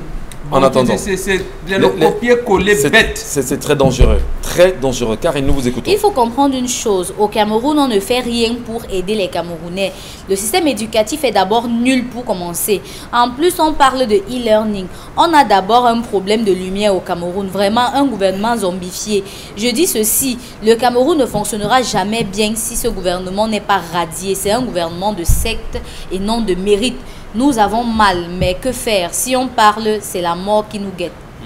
Peut-être vous devez mieux mourir en même temps. Peut-être vous devez mieux mourir en réalité parce que... Vous avez oublié l'argent des beignets. Au-delà de tout ça, l'argent des beignets qui n'est pas facultatif, non obligatoire. Non, je suis toujours... Ce n'est pas facultatif, c'est obligatoire. Parce que vous ne donnez pas l'argent des beignets, vous regardez le bout. Père de famille, nous comprenons votre douleur en même temps. Même s'il a un sac de cahiers bien rempli et tout. J'imagine combien les parents seront nerveux cette année. Hein. Non, monsieur Michel, on est en train de chasser, de créer une société des plus pauvres qui seront encore plus pauvres et une société de riches qui seront encore plus riches. Donc désormais, considérons-nous tous sur ce plateau comme les habitants de Tanga Sud. Restons-y, vivons comme les gens de Tanga Sud et laissons Tanga Nord. E-learning, hein, et Néo observe seulement la scène. C'est clair. C'est clair, vraiment. On vous attend. Avec son ami. Personnellement, dans ma famille, je ne mange pas, moi, la dot des enfants des autres. Donc, pour mes filles, je n'ai pas de compte à rendre à quiconque. Il y a des bassines qu'on vous donne. Il y a des pagnes. Je ne peux pas en vouloir aux parents du gars. J'ai un ami qui est tombé dans ce piège. Il a pris une fille de cette région avec 3 enfants. Il a mis chez lui parce qu'elle apportait pareil que cette fille à ce gars un conseil. 17 mois après, un bon matin, elle a appelé le papa de ses enfants et ils ont vidé sa maison et parti. Toute la famille du gars l'aimait. Moi-même, je suis tombée dans son piège. Que le garçon réfléchisse bien, qu'il parle véritablement avec ses parents, il comprendra. La dot est un prétexte pour ses parents. Au-delà de tout ça, il y a 2 tribus, monsieur Michel Ngachou. Il y a 2 tribus que quand l'un d'eux vient demander la main de votre fille, on va dire le Bamilé que vous avez l'argent, on va dire le boule, vous avez tout le pouvoir. Un boule vient prendre ma fille et lui donne. Ça vous fait rire, mais c'est le vécu, monsieur Michel. Pourquoi? Mais c'est calculé finalement. Non, mais oui. Vous n'avez plus la possibilité justement d'enfants de vivre un amour réel. C'est calculé, c'est normal. Nous disons ici ce qui se passe au quartier. Quand Gaboulou vient de me dire que oui, c'est vous. Donc si ma fille est avec toi, oui, non, c'est clair. Quand vous posez même la question à une fille, elle vous dit que tous ses frères sont en bain. Vous réfléchissez encore. Ah ben non, écoutez. Non, je vous ai donné un exemple. Que quand vous draguez une fille, on vous dit que tous mes frères sont en bain. Elles te sont les téléphones, Monsieur Bachou, vous foncez, monsieur Michel. Sans clair. C'est la télé là. Est-ce que vous voulez laisser... Est-ce que vous savez justement, parce que on pose des questions tout le temps aux femmes. Est-ce que ça vous arrangerait forcément de vous dire, vous vivez avec quelqu'un qui vous donne tout, c'est-à-dire que vous êtes dans un château doré, mais à de l'intérieur, vous êtes dans une souffrance permanente. Parce que le plus important, il faut le dire justement, c'est le bonheur. Et le bonheur, justement, c'est pas forcément dans le matériel. C'est même pas dans le matériel. Monsieur Michel Ngachou, vous voyez... Non, c'est pour dire aux parents que si le parent, lui, il voit son intérêt, justement, à envoyer sa fille chez X parce que vous avez le pouvoir, sans se demander si sa fille sera heureuse. Vous savez qu'à une certaine période, les gens aimaient prendre les filles d'une certaine région parce que cette région était, notamment les Bassa, parce que chez les Bassa, ils sont hautement religieux. Les Bassa sont hautement religieux, hautement croyants. Oui.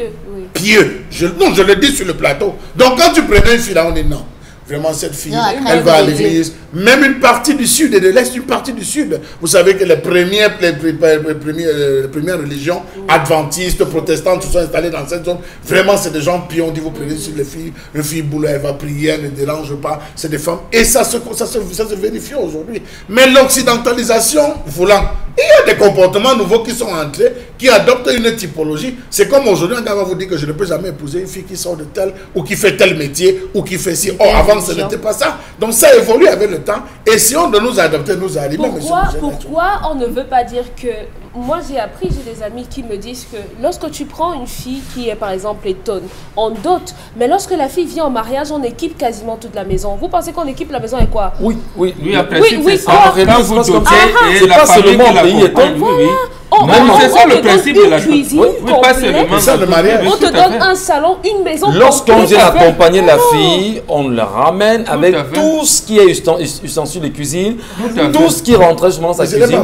Et parfois même le beau-père trouve le risque, l'occasion de vous donner un terrain en vous disant mon fils de construire. Mais attention, on a eu un cas aujourd'hui où un monsieur, d'ailleurs bien connu de tout le monde, footballeur international camerounais. Monsieur Michel, laissez-moi préciser, s'il vous plaît. Avant la dot, la famille organise des cotisations en interne. Je le dis, nous regarde, ils organisent des cotisations en interne. Et on fixe par travailleur, par marié, par non marié, on fixe le quota.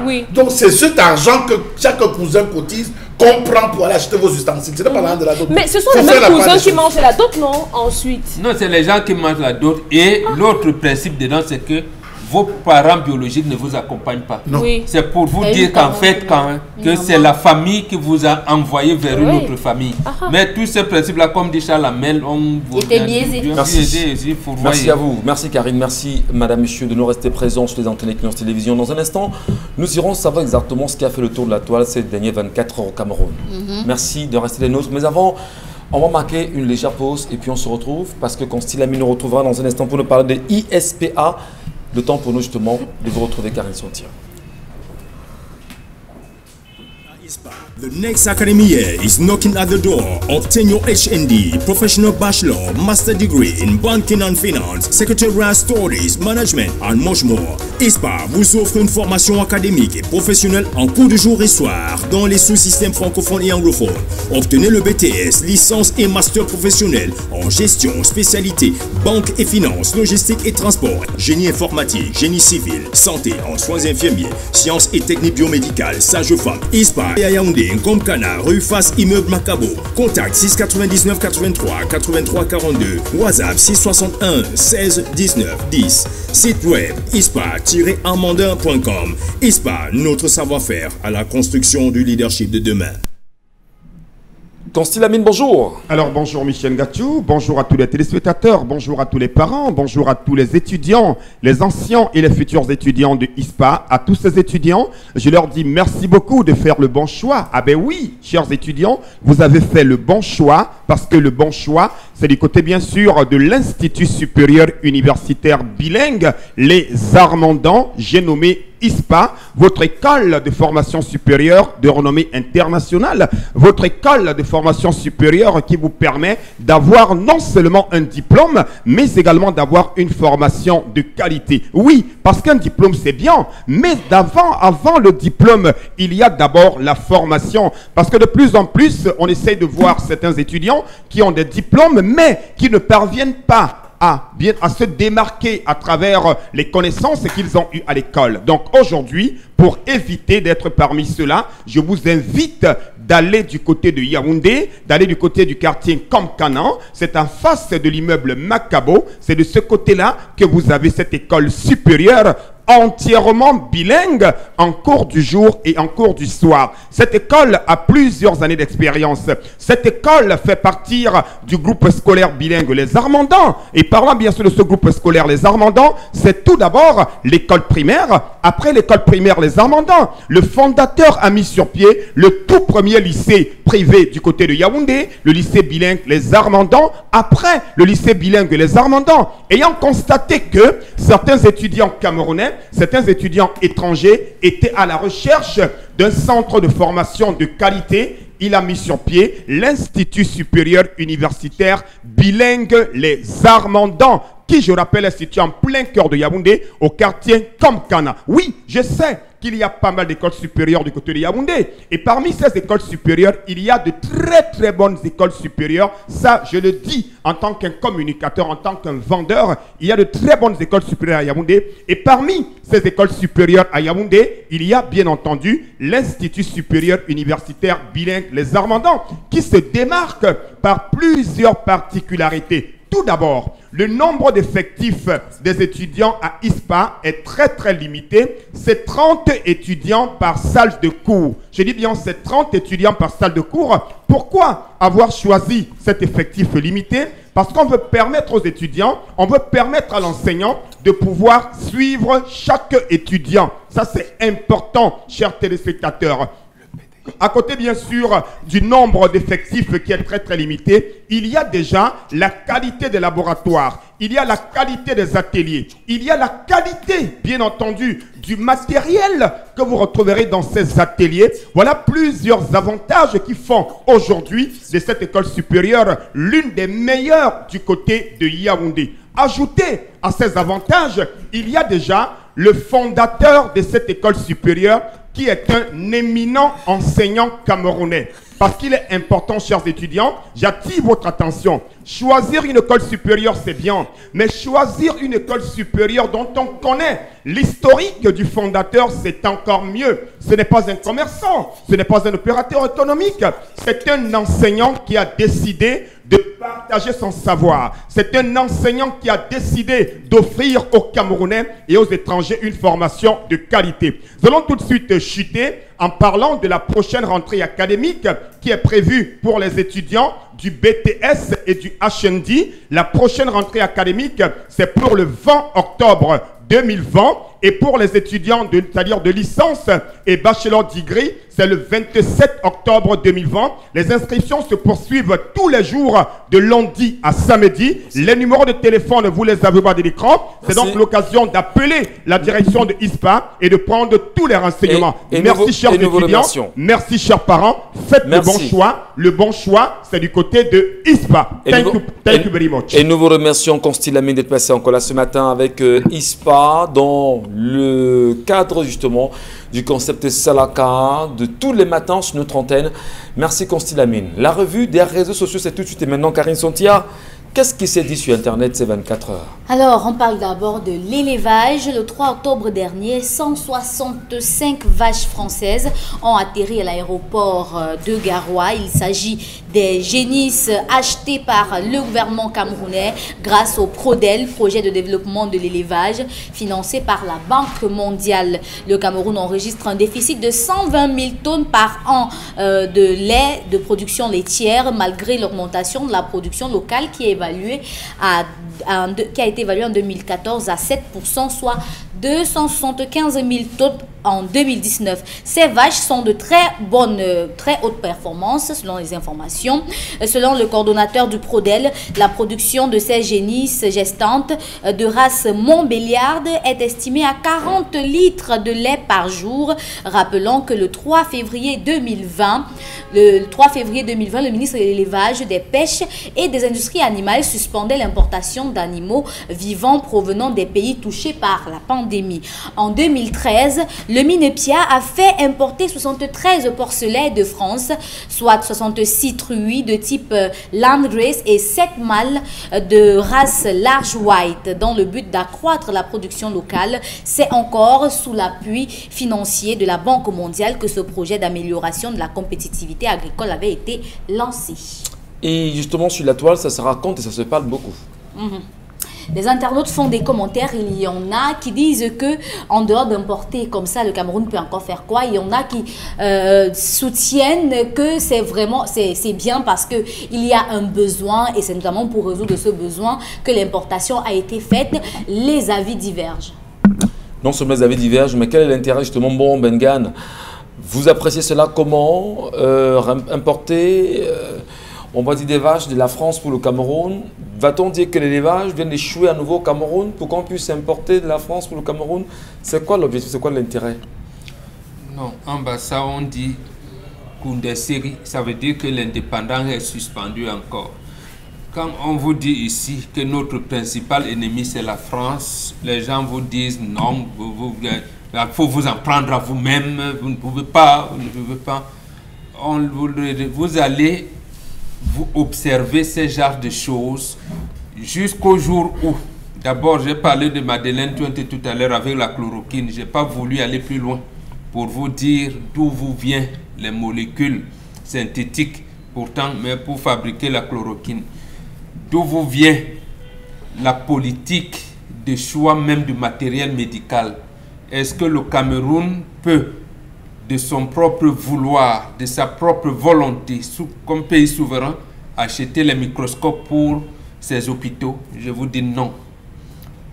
Non, tout est défini par la France. Et faites l'effort de le savoir, sinon vous n'aurez même plus de larmes pour pleurer. Karine a bien fait de parler à l'introduction aujourd'hui que ça a été le cas pour les porcs. Tout le monde sait, et on en parle souvent ici, Charles Amel et moi, lorsqu'on vous dit la préservation de sang.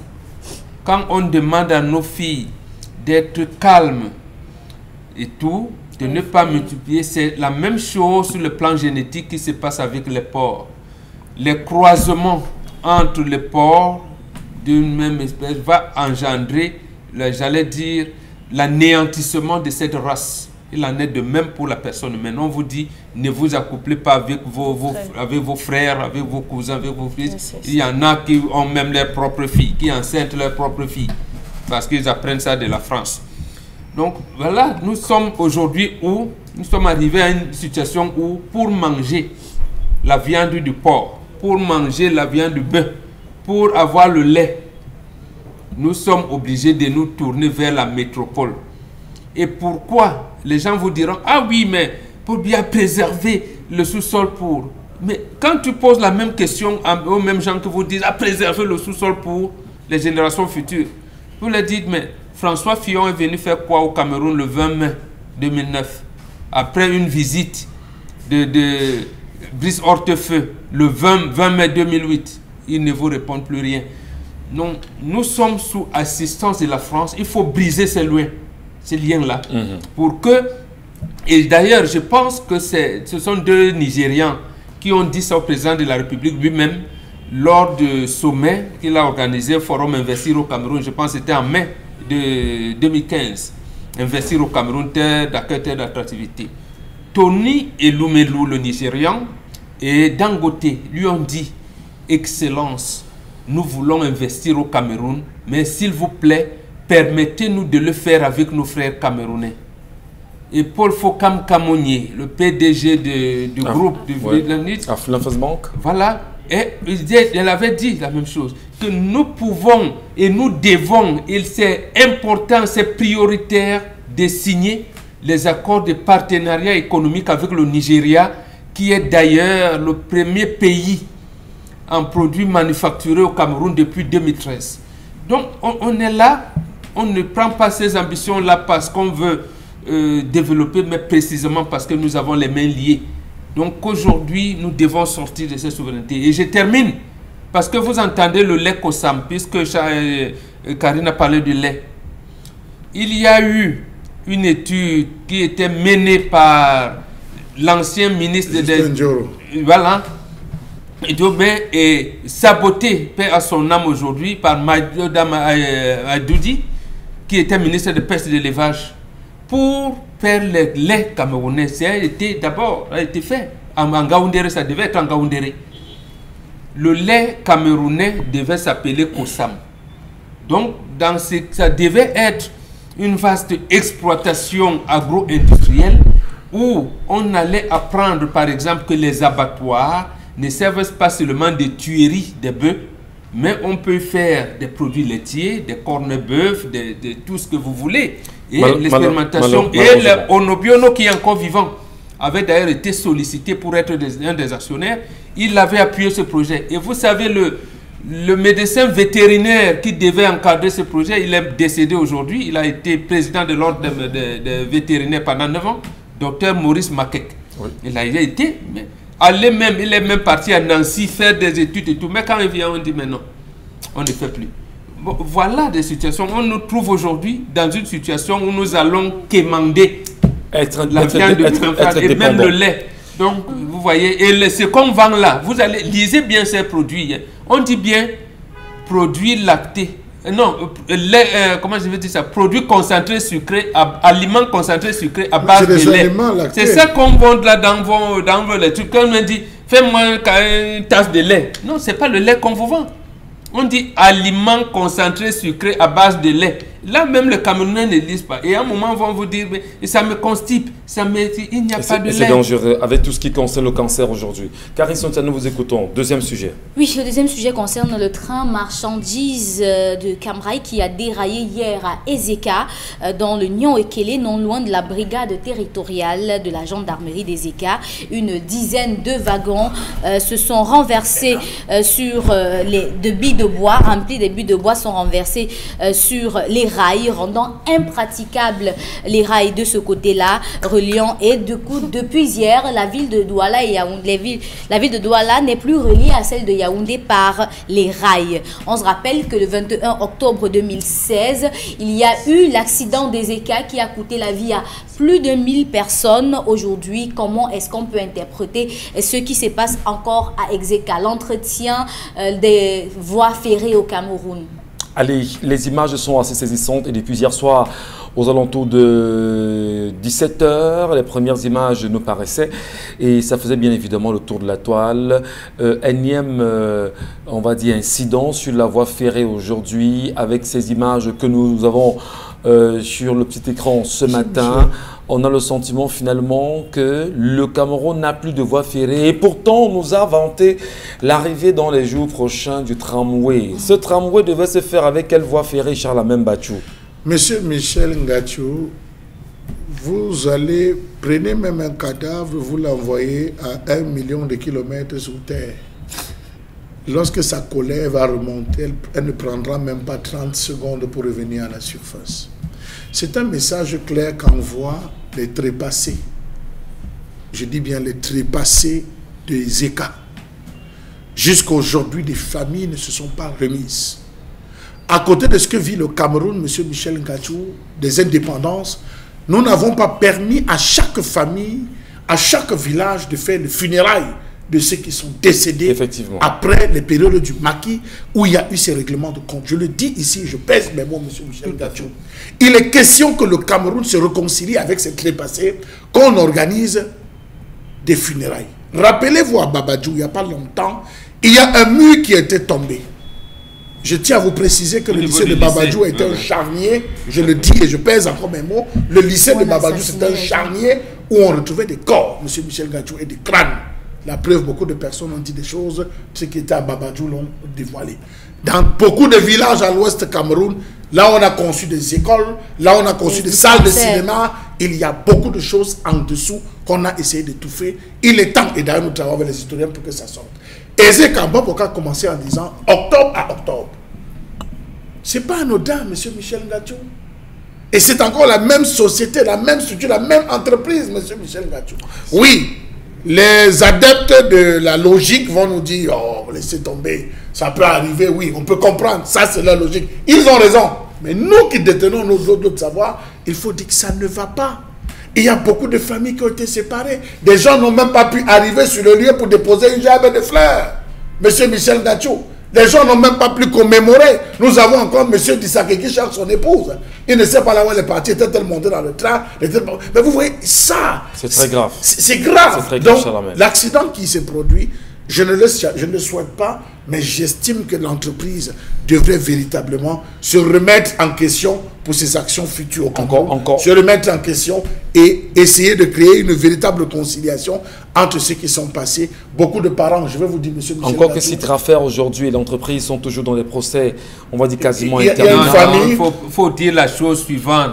Leur PCA qui me regarde, qui était député le PCA de Camraï, il l'a manœuvré pour écarter justement cette affaire de l'aménagement, précisément parce que la Banque mondiale commençait à donner de l'argent qui était beaucoup plus conséquent parce qu'on appréciait le travail que faisait cette affaire et précisément parce qu'à l'époque, on avait d'ailleurs mis un président d'une centrale syndicale, je le cite également, Benoît Isiga, parce qu'il perturbait. Mais on avait besoin de lui pour le financement de la Banque mondiale. Lorsque l'argent arrive, on élimine le syndicat, on élimine l'entreprise qui doit nous mettre, doit refaire le rail camerounais pour qu'on ait un transcamerounais assez acceptable. On les écarte tous les deux.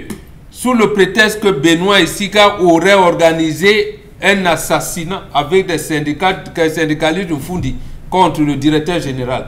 et l'autre on commence à fomenter des trucs. J'ai dit sous l'encadrement du PCA. Donc ce n'est pas possible, il ne faut pas admettre des choses pareilles. Merci beaucoup. Karine Sontano, vous écoutons. Oui, le dernier sujet concerne notamment les admissions à l'ENAM, l'École nationale d'administration et de magistrature, ces résultats ont été rendus publics hier et signés par le ministre de la fonction publique. Sauf que parmi les personnes qui ont réussi à cet examen et même certaines personnes qui sont encore dans la liste d'attente, il y a des noms qui ressemblent étrangement au nom du directeur général de l'ENAM, Pierre-Bertrand Sombou Angoula, et on va citer quelques noms pour que vous compreniez. Administration générale Angoula Bio Jean Chrysostome, Nanga Boubouang Jonas, Nanga Paul Bertil, Nanga Bidung Gislain, et Djemé Sombou Stéphanie, quatrième. Nanga Bidung, lui, il appartient au ministère des Arts et de la Culture. Oui, voilà. Ministère des Arts. Et Djemé Sombou Stéphanie, quatrième sur la liste d'attente. Vigourou Bio Chantal, qui ressemble étrangement au nom de quelqu'un. Impo B. Sumbu Angula. Quand on dit quelqu'un, c'est la première dame. Pourquoi vous. Sumbu Angula Pierre Franck, au nom même du directeur de l'ENAM. Comptabilité matière, Bina Vigourou Joanne Chantal.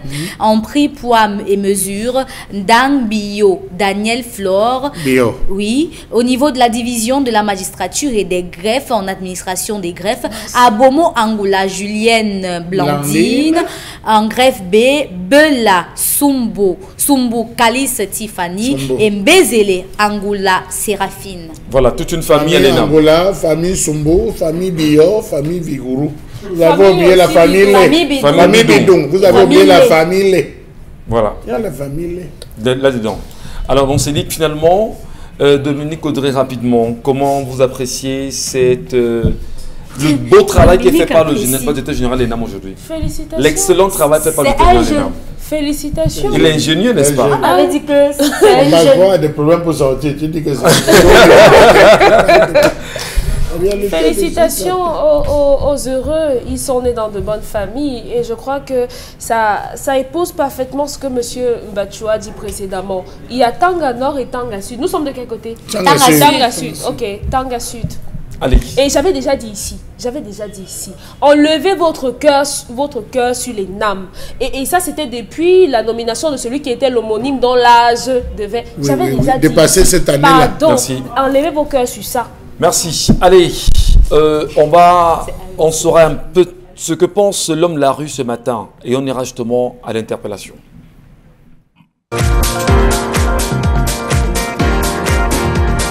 Le développement de notre pays commence d'abord par soi-même. Parce que nous n'avons pas seulement attendre que c'est le gouvernement qui vienne nous développer. Vous prenez l'exemple par exemple la chaussée qui appartient à tout le monde. Vous mangez une peau de banane, vous mangez une banane et vous lancez la peau sur le goudron. C'est pas bon. Donc nous devons ensemble développer notre pays. Et puis ce ne sont pas les étrangers qui viendront développer notre pays. La chaussée Mbombengan, le développement, le gouvernement, c'est encore des plaintes encore de la chaussée aujourd'hui. Hein. Non, le compatriote dit nous devons tous ensemble développer notre pays. Ce ne sont pas les étrangers qui le feront à notre place. Mais ce message ne s'adresse pas à vous et moi, ça s'adresse au gouvernement. C'est le gouvernement qui est le bras armé de l'État. Donc c'est le gouvernement qui apporte les solutions aux problèmes qui se posent dans une république, dans un État. Il ne peut pas, et tout le monde connaît la formule, quand on ne peut pas, on laisse. Pour moi, le Premier ministre lui-même ne peut pas démissionner. Disons comme le président de la République, ils ne peuvent pas. Voilà, disons concrètement, M. Michel Ngachou, qu'à l'heure où on parle, les Camerounais n'ont pas eu de carrière. Les carrières ont été achetées par la France. Ça veut dire que si vous lancez un programme routier ici, vous allez avoir le gravier où vous aurez la... Et finalement, tout est confisqué dans ce pays. Rien n'appartient au Cameroun. On vous explique tous les jours. Rien n'appartient au Cameroun. Je prends seulement le cas des infrastructures. Parce qu'il a parlé de la route. On est tous chauvins, mais d'aucuns disent que vraiment... C'est pas du chauvinisme, mais vous allez en France, on vous parle de la spécificité française. Comment vous dites quoi? Chez eux, c'est quoi? Oui. Qu'est-ce qu'on fait Alors, donc, ils empêchent aux autres. Mais qu'est-ce qu'on fait donc quand cette France-là est dans une oppression comme c'est le cas maintenant? Mais que doivent faire les Camerounais? Nous leur disons, mes chers amis, restez chez vous. Mais ça ne change pas. Mais ça change si nous avons... Ça fait 60 ans qu'ils sont là. Qu'est-ce qui a changé? Au moins, nous avons l'exemple de ce que Gbagbo a fait. Gobia va le faire aussi. S'il ne peut pas, il fasse comme Aïdjo, qu'il quitte. Voilà. Qu'il quitte. Aïdjo a dit, je ne peux pas, il est parti. Qu'il quitte. Le Cameroun va continuer. Maintenant, vous voyez les Français laisser le Cameroun comme ça, Bonbon Bengan. C'est le Cameroun. Mais on va donc se battre. Nous, on aura peut-être une étape qui nous amènera à un Gbagbo. Il y aura une autre étape qui nous amènera jusqu'à ce qu'on atteigne Moumie. Même la Côte d'Ivoire, la France a encore la même mise en Côte d'Ivoire pratiquement partout, hein, vous le savez. Mais précisément parce que Gbagbo voulait donc amener la Côte d'Ivoire à la souveraineté, il a fallu lui faire ce coup-là. Parce que c'était barbare de le tuer comme on l'a fait pour Sankara.